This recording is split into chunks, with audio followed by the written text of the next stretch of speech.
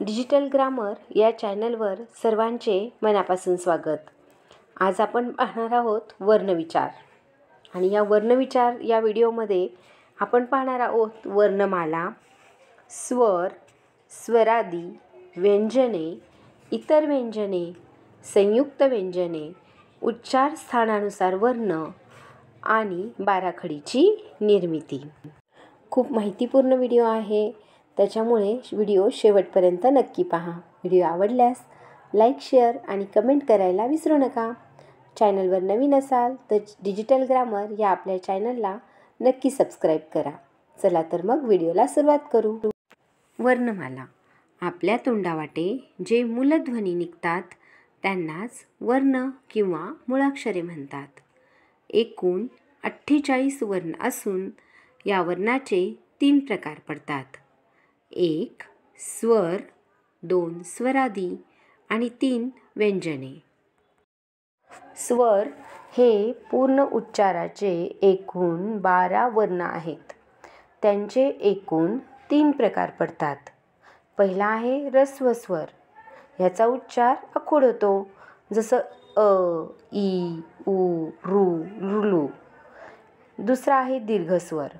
याचा उच्चार लांबट होतो, जसं आ, ई, उ, ए, ऐ, ओ, औ. हे दीर्घ स्वर आहेत. तिसरा आहे संयुक्त स्वर. हे स्वर 2 स्वरांच्या मिश्रणाने तयार झालेले असतात.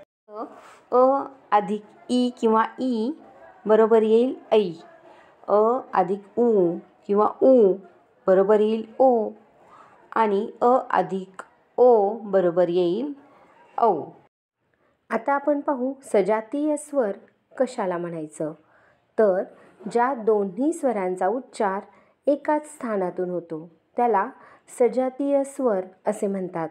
उदाहरणार्थ अ, आ, ई, उ, ऊ. विजातीय स्वर. ज्या दोन्ही स्वरांचा उच्चार भिन्न स्थानातून होतो, जसं की अ, ई, उ, ई, ए. त्या स्वरांना विजातीय स्वर असं म्हणतात. अर्धस्वर. य, र, ल, व.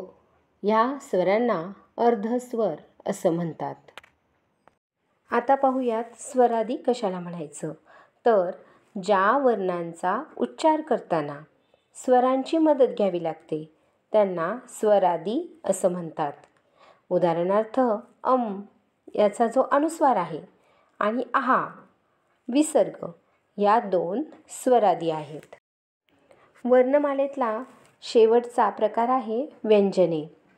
तर व्यंजने हे अपूर्ण उच्चाराचे वर्ण आहेत, म्हणून त्यांचा पाय किंचित मोडून लिहिण्याची पद्धत आहे. एकूण 34 व्यंजन आहेत.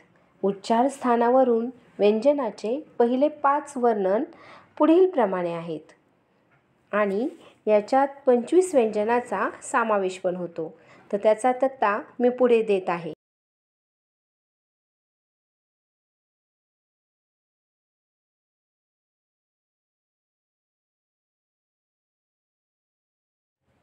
इतर व्यंजने य, र, ल, व, श, स, ह, ळ अशी एकूण 9 इतर व्यंजने आहेत.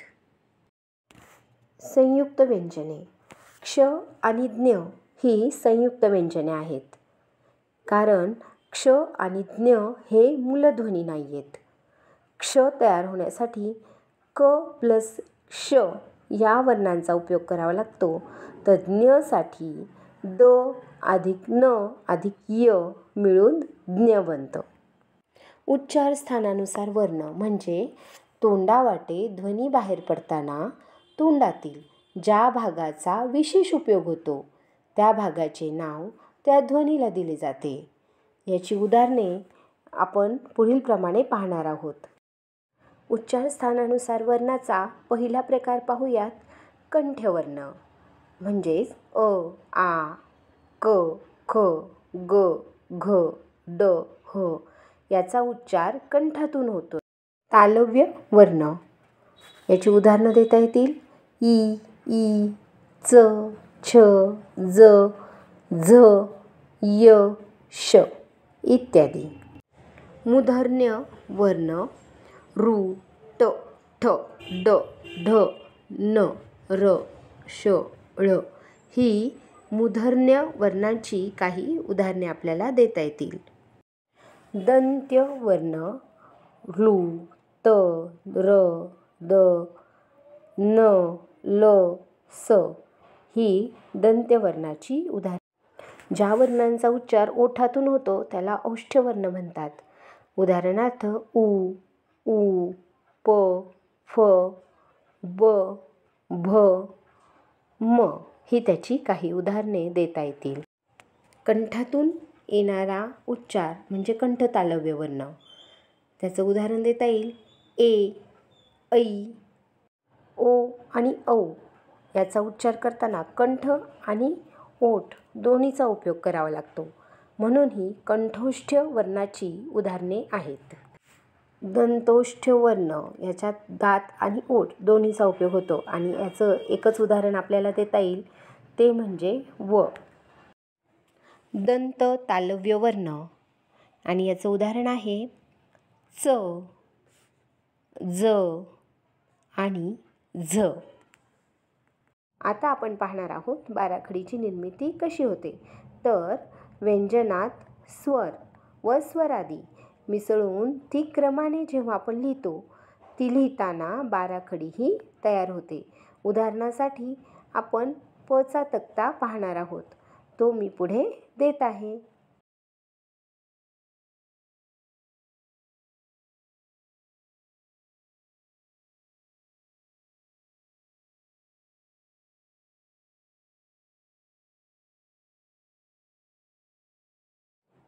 आजचा हा व्हिडिओ तुम्हाला कसा वाटला कमेंट करून नक्की सांगा. पुन्हा भेटू अशाच माहितीपर व्हिडिओसोबत. तोपर्यंत व्हिडिओला लाईक, शेअर आणि कमेंट करायला विसरू नका. बाय.